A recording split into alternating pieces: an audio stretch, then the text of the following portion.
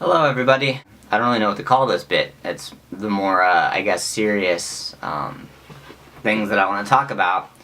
And because I don't really want to give you anything more to do on the week, I will give it to you on the weekend. I'm like that teacher that saves all the homework for Friday and then gives it all to you so you have something to do on the weekend, because I'm really evil like that. What I wanted to touch on is something that I actually talk about a lot in my blog, or I reference a lot in my blog, and that is, I guess, depression in the most universal sense, or just sadness. I guess, depending on how you want to define depression. What I wanted to get at is this idea of not so much being happy or being sad, because I actually don't believe that being sad is a bad thing. I think that if you are depressed, or if you have sadness at whatever severity, that you can make it a part of who you are, and it doesn't have to be this horrible thing that you push away. I think you can live with sadness. Plus, I know that if somebody is like, well, you should just be happy because things aren't that bad, then that's fruitless. Like, nothing's gonna come from that, and it's annoying because it doesn't work like that. Well, I do believe that seeking help is always a good idea, and trying to work through it. If you just get sad, and that's just a part of who you are, that's just a part of who you are.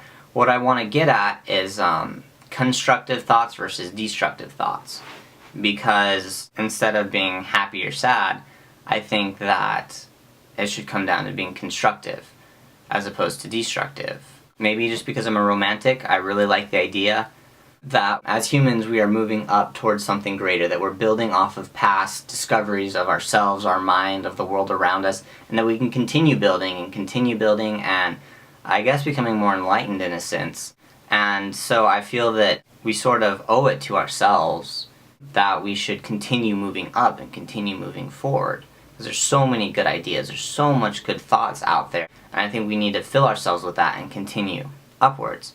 I don't know if I'm ever depressed or not depressed, but I do get very neurotic, and I convince myself of all sorts of things, anywhere from that my girlfriend's just pretending to love me, that I'm a ghoul of a human being with absolutely no hope whatsoever.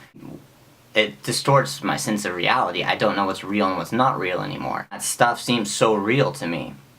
But on some objective level, I have to know that I'm completely neurotic and that that's not the case, because I'm crazy. I could be lying to myself either way. There's really no saying that that's the way things are. But after spending so long in any one of those thought processes, I have to come out and think, what was really achieved? Like, what did I do? I could get an idea in my head of a relationship that I have or something that really troubles me, and I could thoroughly explore this idea and explore, every avenue of this idea, every possibility. But then at the end of the day, what's it going to bring me? It's not going to deepen the relationship. It's not going to help me define myself anymore. It's just me freaking out and not having any sort of constructive thought process whatsoever. Versus being sad or being depressed, which causes you to think about certain aspects of yourself or of relationships or any universal themes or philosophy that gives you insight. Because that's there and that's possible. And I think that if that's you, if you're someone who deals with that, then you need to put the extra effort in to find those insights and to find those constructive thought processes within your sadness, within your feelings, because there's a lot that you can do, there's a lot you can gain from that, but you also run the risk of really not doing anything constructive at all, and you just spiral in circles and circles. And if you never become a happy person, I don't think that that's necessarily bad. I don't think you have to in order to have good relationships. I don't think you have to in order to be a good person, or to succeed, or whatever it is that you want to do. But I think that you should want something all the same, that you should find something to strive for.